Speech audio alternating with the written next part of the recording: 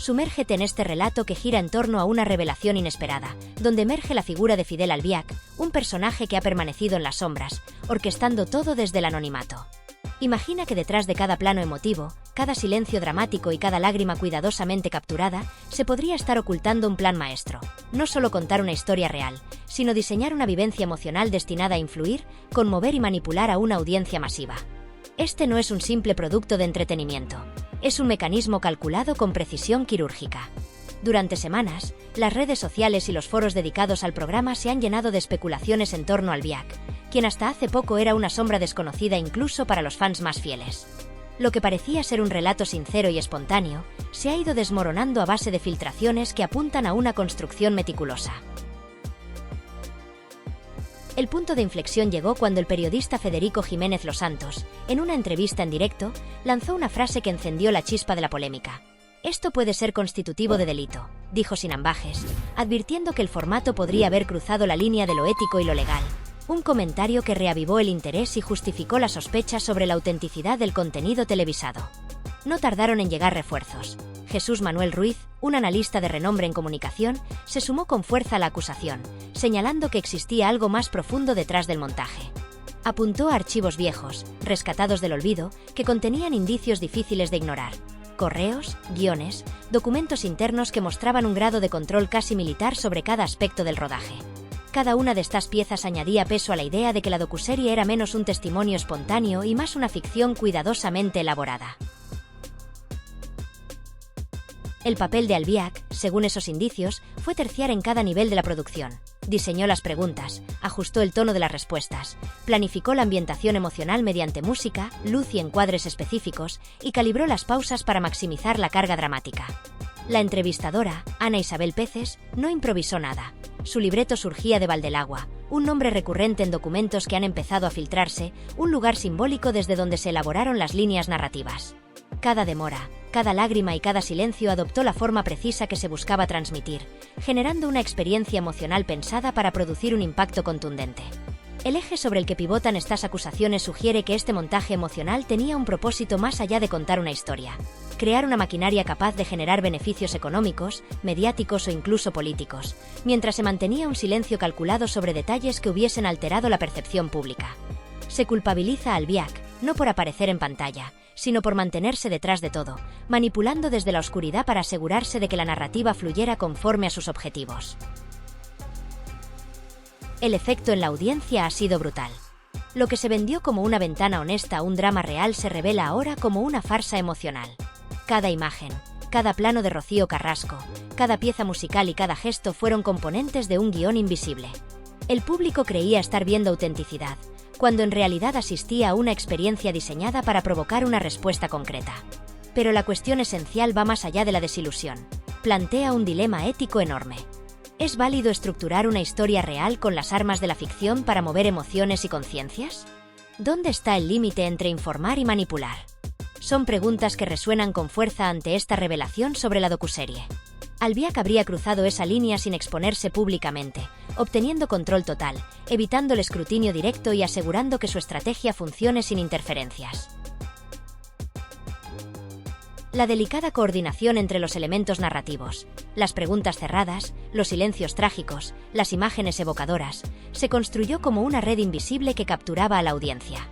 Y mientras los protagonistas visibles derramaban sus historias, las piezas clave detrás de cámara, encabezadas por Albiac, movían los hilos con precisión. Todo apuntaba a culminar en una verdad mediatizada, convenientemente empaquetada y distribuida como un testimonio legítimo, cuando en realidad era una ficción emocional.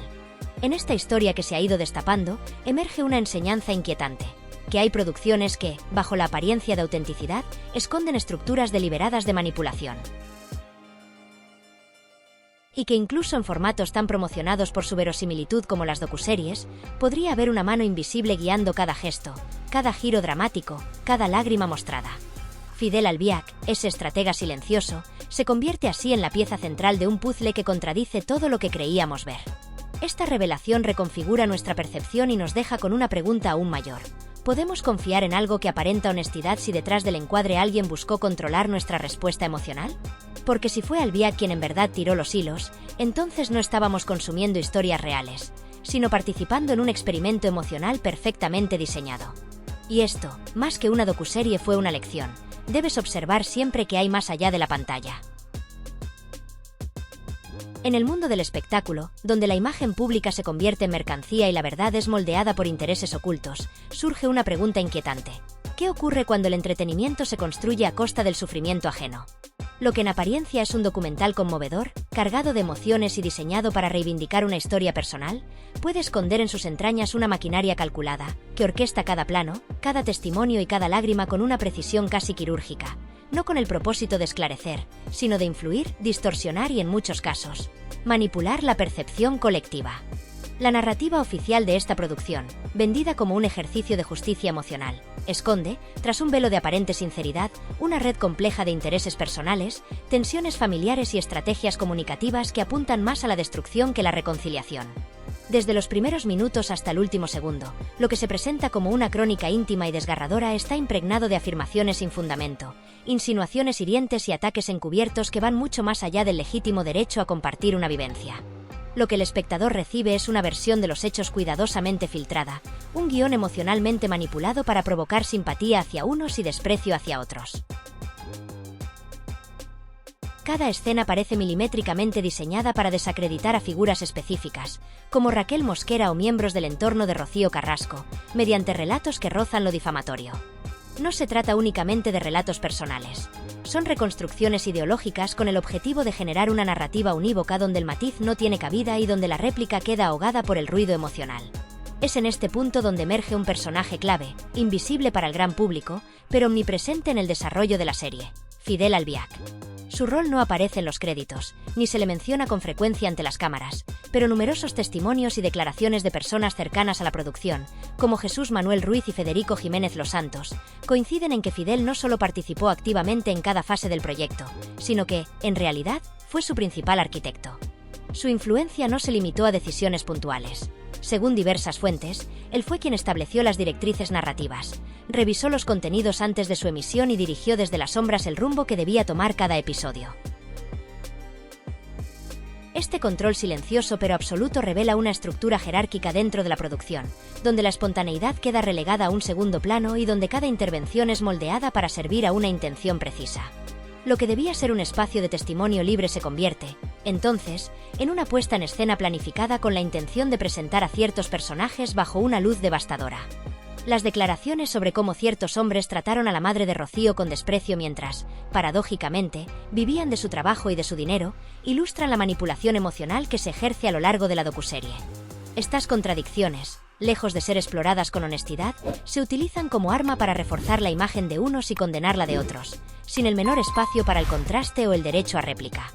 Lo más inquietante de todo es el modo en que este relato fue aceptado sin reservas por una parte importante del público, cautivado por el tono emocional del contenido y por la narrativa envolvente que se impuso como versión definitiva.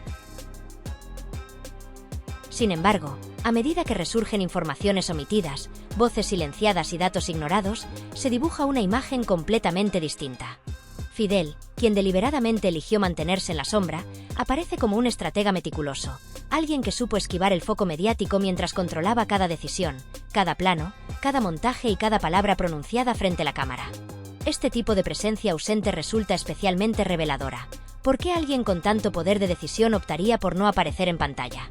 La respuesta no parece casual. La deliberada omisión de su figura en el relato público genera una incómoda sospecha.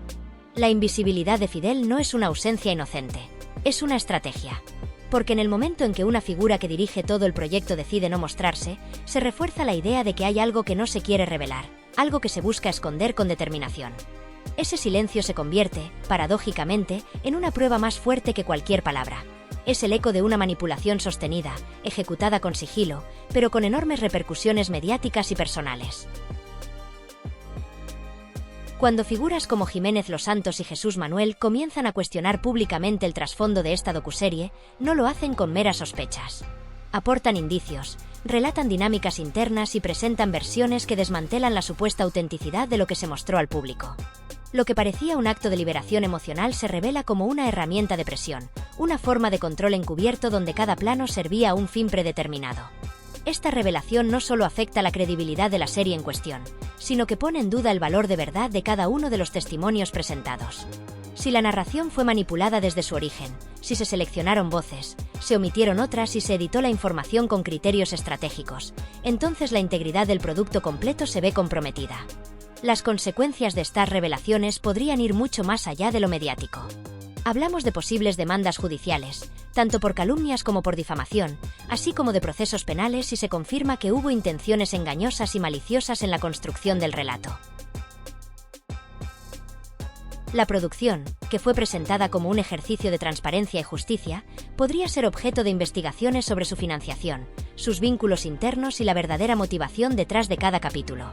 Además de las repercusiones legales, no debe subestimarse el daño moral, la erosión de la credibilidad pública de los implicados, la desconfianza generada en la audiencia y el cuestionamiento generalizado sobre otros contenidos similares que podrían estar siendo moldeados con los mismos mecanismos. A todo esto se suma una inquietud aún mayor. ¿Hasta qué punto los espectadores han sido utilizados como piezas dentro de un tablero emocional? ¿Cuántas veces consumimos contenidos que nos mueven, nos indignan o nos conmueven sin cuestionarnos su veracidad, su origen o su intención? La realidad mediática actual, plagada de productos que mezclan el testimonio con la ficción, exige una mirada crítica. Porque lo que se presenta como verdad en el escenario mediático no siempre responde a una búsqueda sincera de justicia, ni mucho menos a un compromiso con la objetividad. En demasiadas ocasiones, lo que se nos ofrece como testimonio auténtico o como relato liberador es, en realidad, una construcción narrativa profundamente meditada, diseñada al milímetro para suscitar emociones específicas, generar adhesiones inmediatas y, sobre todo, cumplir con fines muy particulares. No hablamos de simples distorsiones inocentes, sino de representaciones deliberadas, guiones disfrazados de confesión, donde cada elemento visual y cada palabra dicha, o callada, sirve a un propósito que trasciende la mera exposición de hechos. Es aquí donde se revela la esencia del problema.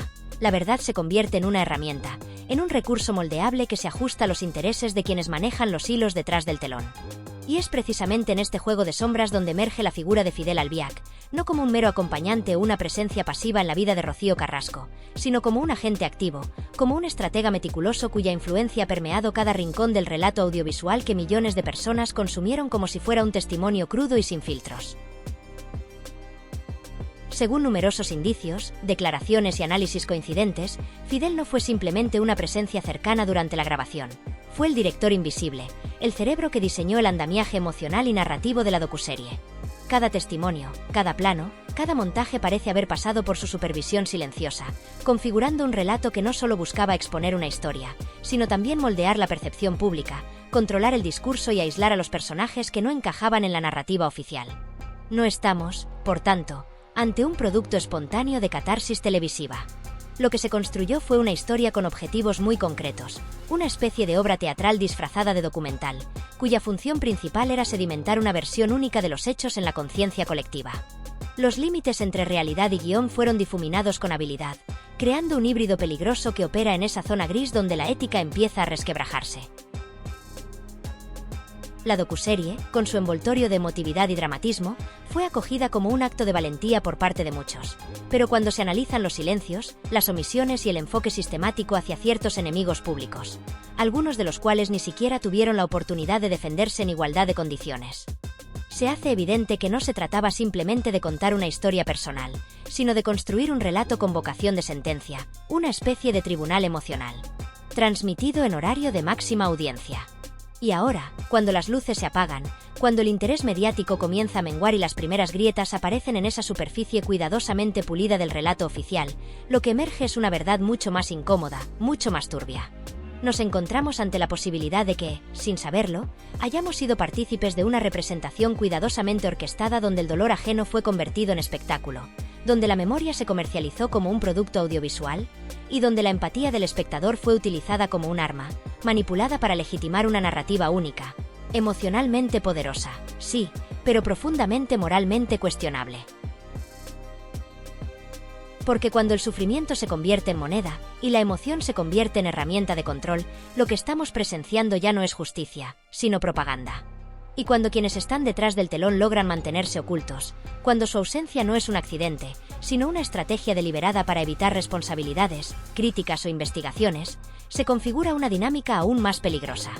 La figura de Fidel Albiac, silenciosa pero omnipresente, funciona como símbolo de ese poder que actúa sin rostro, que opera sin aparecer en pantalla, pero que lo controla todo desde la sombra. En ese contexto, no estamos hablando simplemente de una persona que apoya o acompaña, sino de alguien que, según múltiples fuentes, decide, corrige, supervisa y finalmente manipula la historia que millones acaban creyendo como si fuera la única posible. En Chismeando con Glamour rechazamos tajantemente la idea de limitarnos a reproducir los relatos que nos son entregados ya cocinados, envueltos en música melancólica, planos cálidos y silencios calculados. Nuestro compromiso es otro, uno mucho más incómodo pero necesario. Examinar lo que no se ve, explorar los márgenes del encuadre, desmenuzar los discursos para detectar sus intenciones ocultas y desenmascarar a quienes, lejos de buscar justicia, han utilizado la narrativa del sufrimiento como arma de destrucción selectiva.